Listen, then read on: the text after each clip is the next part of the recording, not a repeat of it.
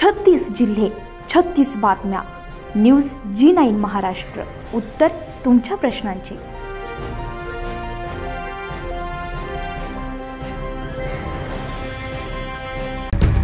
जामनेर तालुक्यातील देऊळगाव गुजरी येथील शेतकरी भागवत रघुनाथ पाटील यांचे कापूसवाडी रोडवर असलेले शेत जमीन गट क्रमांक 4 मध्ये नवीनच जैन कंपनीचे ठिबक सिंचन केलेले असून सालाबादप्रमाणे याही वर्षी सुद्धा कापूस पिकाची लागवड केली होती.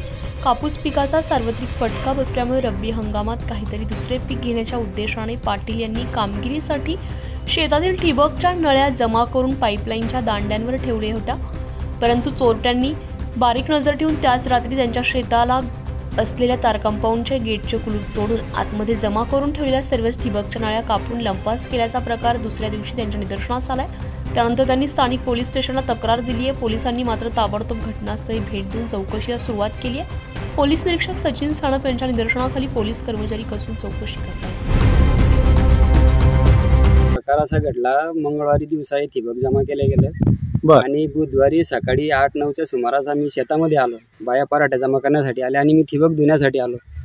तर आम्ही गेटच्या समोर आलो तर गेटचा दरवाजा उघडा होता आणि गेटच्या दरवाजावर लक्ष केंद्रित केलं तर हे कुलूप त्या ठिकाणी तुटलेल्या अवस्थेत दिसलं आणि कुलूप दाखवा. हे पहा कुलूप हे तुटलेलं आहे कुलूप.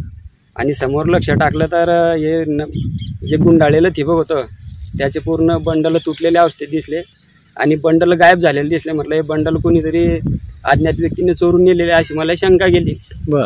मी पूर्ण शेतामध्ये राऊंड मारला तर पूर्ण दंड्यावरचे म्हणजे 4 दंडे 5 एकर क्षेत्र आहे. 4 दंडे 4 दंड्यावरचे बंडल कापून नेलेले आहे.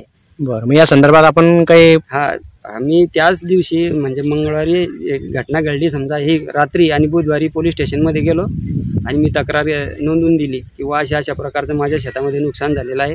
कोणीतरी अज्ञात व्यक्तीने बंडल कापून नेलेले आहे अशी मी. पोलिसांनी काय सांगितलं? पोलिसांनी घटनास्थळी आले ते त्यांनी पाहणी केली आणि त्यांनी आता त्यांच्या परीने ते चौकशी करत आहे. न्यूज G9 महाराष्ट्रासाठी प्रतिनिधी कृष्णा पाटील, जळगाव.